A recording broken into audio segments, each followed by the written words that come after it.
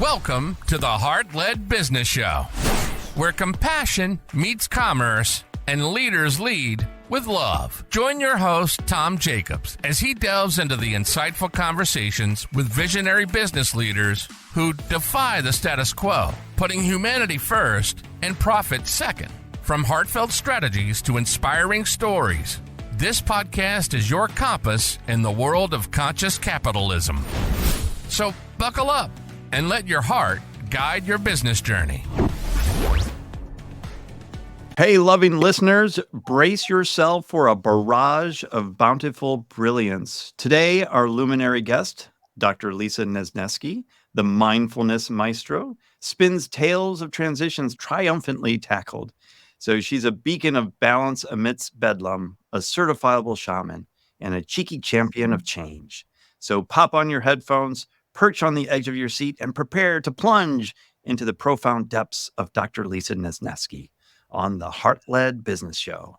Lisa, welcome to the show. Thank you so much, Tom. That was an awesome introduction. I am so thrilled to be here with your listeners today. Awesome. And we're going to have a great conversation about being a heart-led business owner. And of course, the first question I ask every guest is, what's your definition of a heart-led business? That's a great question. Tom, I'm a pharmacist. So the pharmacy business is fraught with not so much heart-led business. As my business evolved, I help people integrate medications with natural supplements. I teach mindfulness. And as you mentioned, I do shaman healings, energy healings as well. So as my business evolved, I started off helping people integrate their supplements. So I had a little store in Sewickley, Pennsylvania. It was called Healthy Self. And when I moved here to Florida, it's healthymindfulself.com. So that's out there. But my biggest concern was that I make a difference in people's lives. And that really started once I moved here to Florida. I had a couple of difficult years where I moved from Pittsburgh to North Carolina. My life fell apart.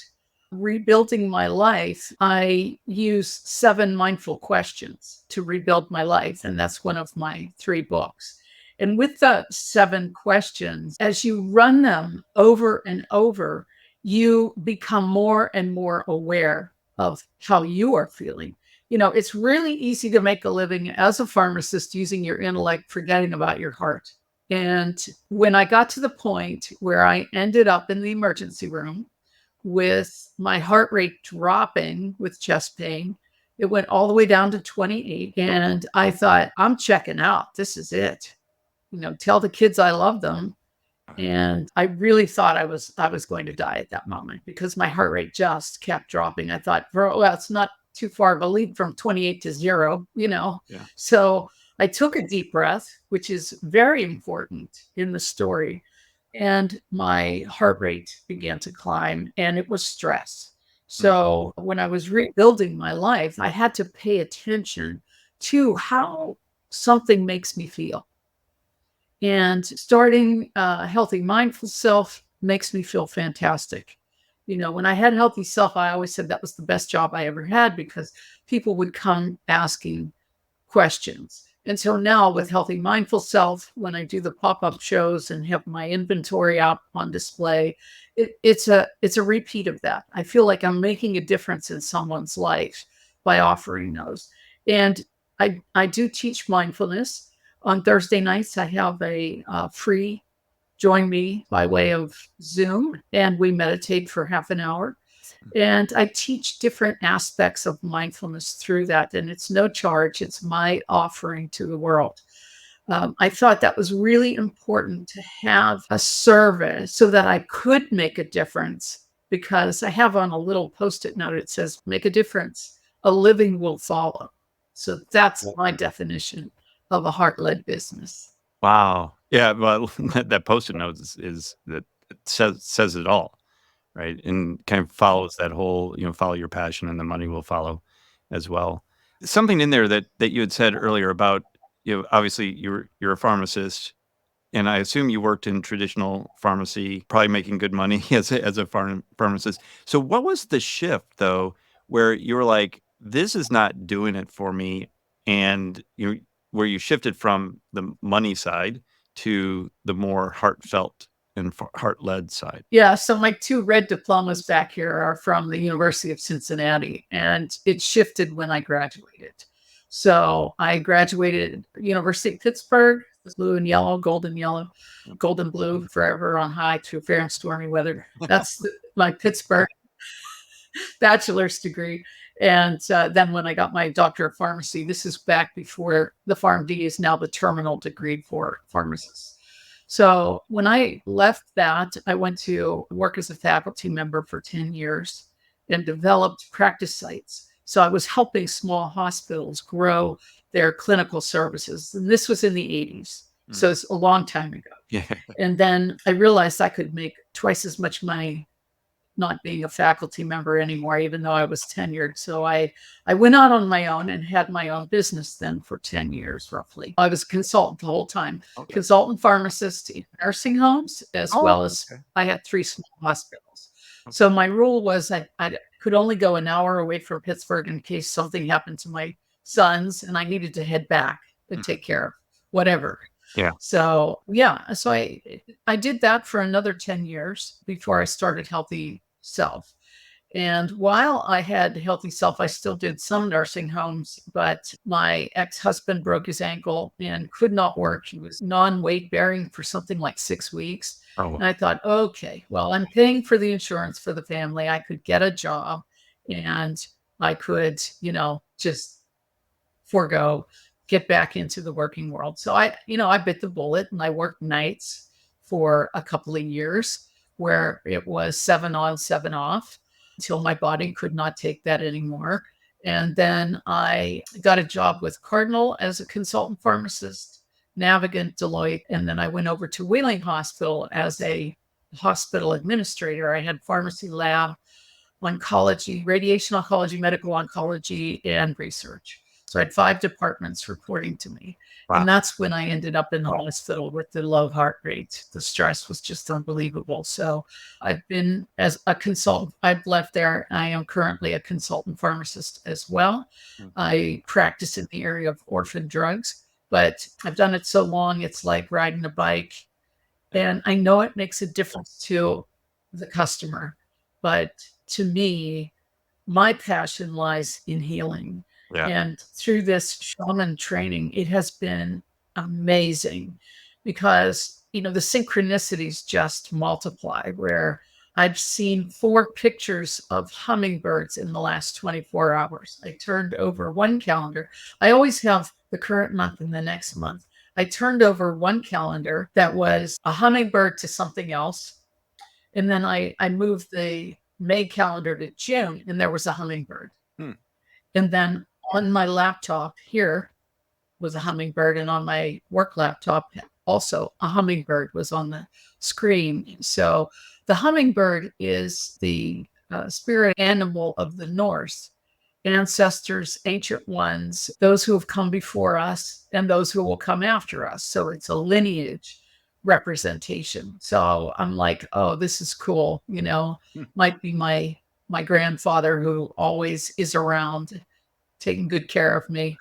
But it was really fascinating to see that and knowing what it represented. So yeah, the shaman training has taken me deeper into mindfulness. It's one step even higher elevation than mindfulness. Mindfulness, you can be totally unaware of the spiritual aspect of it and practice just being in the now. But of course, it has spiritual root. But the shaman training actually takes it one level up, in my opinion, for me anyway. That's interesting. And would you say that the shift, though, happened after the heart incident, the emergency room? Oh my, yes. Yeah. Oh yes, everything in my life changed after that point. I'm going to be getting married to a new husband. So old husband is gone. Thank you. I was living in Pittsburgh. I've moved 5 times since then. I'm here in Florida now. My job changed. I went to a different company, left the hospital setting. Yeah. So, and then of course I divorced and went back to my maiden name, which is on all my diplomas, which is kind of fun. I get to actually live as that person for a while. Awesome. That's the name my mom gave me. So yeah, it's been a tremendous growth period because I've done things that I never thought I could do, like hook up my dryer and washer myself, those kinds of things. So yeah, it's been a little bit of a challenge, but it's all for the good. It's like I sometimes I've kept myself up like, yes, you can do this. You can do this. It's not that hard. And so, you'll hear me outside talking to myself saying, it's okay, Lise, we can do this. But that's all part of the growth aspect of going through this major life transition. Yeah. And that's when you started the new business as well, in terms of the coaching and the helping people integrate Yes. with current medications and supplementation and all of that. Is that correct? Yes. Okay. Integrate them safely. Yes, exactly. So that actually started when I got here in Florida. I put everything on hold because the divorce was contentious.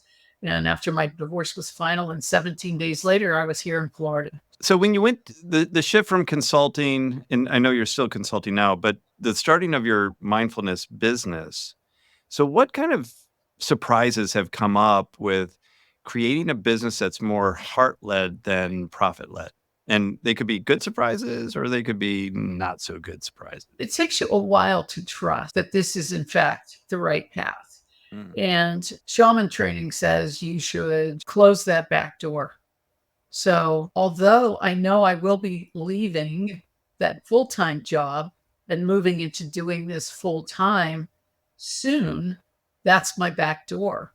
And that was sort of a surprise because it's like, do I want to pay a mortgage on this house for the rest of my life when my spouse hasn't paid off house? No, I don't want to do that. Yeah. So I would have to work to support the house instead of myself. So that was sort of a surprise, and being very mindful about my goals shifted in the last 5 years. And so in making that shift, like they say, burn the bridges if you're gonna like go over. That's shutting the back door, right? That's same philosophy. A lot of times, though, that can backfire, right? So I think it's very admirable that you kept the platform so that you can have some breathing room to grow into the new practice. Exactly. And I think one of the biggest surprises is that you do have to invest in marketing because people just don't really know you no matter what. So that was kind of an interesting phenomenon to be on. As I was doing live presentations, the word was out. So I need to capitalize on those folks that were interested. So that was also, having a job and a side job. Yeah. I felt I was being pulled in too many directions. So finding a good marketing company that can help me with that and really move forward in a way that resonates with my heart. There have been a few companies that I've worked with that I felt it was really profit oriented. I had to fire the Brazilian girls because, first of all, I was doing all the work and translating from Brazilian to English, and that was just too taxing for me. And the culture change was drastically different. I'm pretty dispassionate when I'm at work. Okay. Brazilian ladies are very passionate about life. Yeah. So we sort of had a culture clash there. Okay. So, so I eventually fired them when they plagiarized my work and put it on another customer. Oh my. So finding someone that resonates with me, understands where I want to go, and thinks ahead for me. I can't be doing all the thinking. Yeah. I've got too many other things to do. And in your corner that is helping you with the things that maybe that you're not good at. Is that an accurate statement? They're important, but if I did them, I would be. I'm very particular when I'm working. I'm probably one of the pickiest authors that my editor has worked with. So I would be the same way with marketing. And so there was a point in my life that I thought I would be an epic pharmacist helping with implementations of software. And it drove me crazy. I was just too particular. I could not get it to work the way I wanted to. And I thought, you know what? I've never quit anything in my life, but I'm going to start right now. So I had all the training, but the final, I just could not get that final to work because I wasn't in a hospital. I was working for a consulting company at the time, and it was sort of odd. Nevertheless, I thought that was a really good experience because there are certain things that bring out the worst of my personality, that I have to really be obsessed over. This has got to work perfectly. And I'm like, I don't want to be this person. I don't like this. So that for me was another revelation, is to those things that I know that I will obsess over, I need to give them to someone else and just do what I'm good at.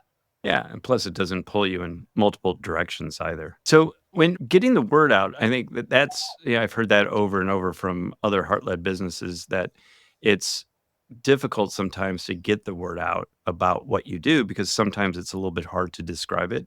Do you feel like that's the same for you as well? The interesting aspect is that I'm sort of like a full package, if you will, with regard to healing. If you're in the traditional medical path, I'm right there with you. I can understand where you are. I understand medications, I understand their side effects. And actually, that's one of my best talents as a pharmacist, is determining side effects of medication. So from there, I added the piece on botanical medicine. I want to be sure that I'm giving information safely. There are a ton of benefits from using the right supplements. And there are a lot of unscrupulous companies that just don't care about the manufacturing or the ingredients. And so I feel ethically it's my responsibility to find someone the right product for their condition. So that's really important to me, is to make sure that they get that particular aspect done. So that's the pharmacist part. Back to the full package thing. I've written 3 books. Most of them are based on mindfulness. I teach mindfulness. So healing is more than just physical health. It's mental and emotional and spiritual, all 4 aspects.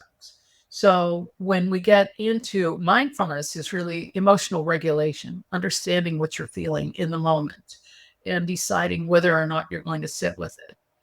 And I forget what it was that happened to me not too long ago, but I decided that I was just going to sit with it for 24 hours before. Normally I would have all right, we're going to jump in. We're going to answer this. We're going to solve this problem. And I'm like, you know what? I'm just going to give it some space because this feels really uncomfortable. And let me see what happens. So I did that. And by the next day, it had shifted. And I felt differently about it. And I didn't have to do all the work myself either. So asking for help is also important.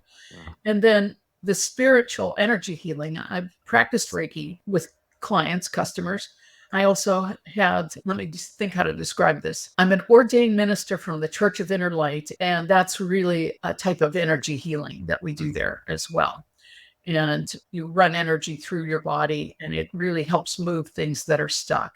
And the shaman training gives me yet one more depth of the spiritual aspects of healing.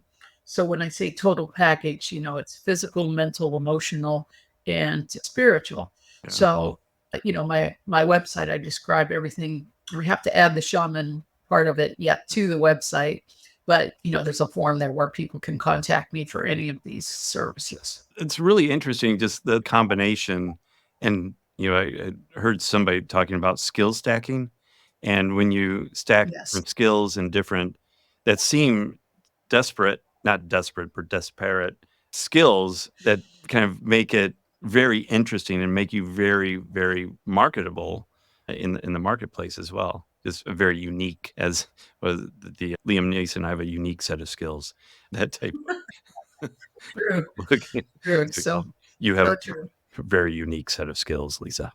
So that's awesome. How can people get a hold of you, or do you have something that you'd like to offer the listeners to kind of experience some of that mindfulness and the heart-led aspect of your business? Yes, I have. I think they're 5-minute meditations that are free. That's at my website, which is www.lisanesneski.com/freebie, FREEBIE. My last name is spelled phonetically November Echo Zulu, November Echo Sierra, Kilo, India. All right. We'll link all that in the in the this very good phonetical alphabet.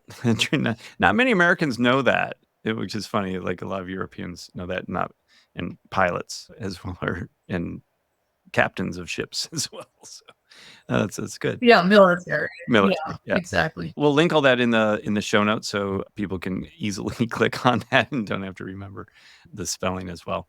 Cool. Any last words for those that are making that transition, similar to or having the difficulty or needing to make those transitions that you did? Any words of advice for them? Well, I described my journey where things fell apart and I had to rebuild my life in Grounded in Chaos. And that's my first book that was published. It's in narrative verse. It's sort of like poetry, but it really is a lot of raw emotion. So version 2 of that is coming out on because May the 4th be with you. Yeah. And 7 Mindful Questions is how I rebuilt my life. I went through a process, and there's a mnemonic, ABC, pause and breathe, CBA for the 7 questions. Aware, because, care, pause and breathe, choose a better alternative.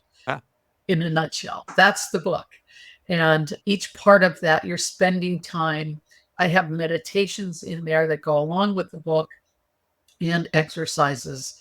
So all of those things, for those who are going through it, I have been there and I have come out the other side much happier, much better all the way around. It didn't hurt that I took some time off for work in the last year. So yeah, I think for those of you who are suffering, there is help out there. And for the month of May, I'm still doing shaman energy healings at no charge. So please reach out if I can help you. That's awesome. Yeah, that's my service. Awesome. You're welcome. Very cool. Very cool. Thank you, Lisa, so much for spending the time with us today and sharing your journey as a heart-led business owner. I certainly appreciate you spending the time with us. Thank you so much for inviting me. This was truly a pleasure. Excellent. And to all of our show listeners out there, thank you so much for tuning in today.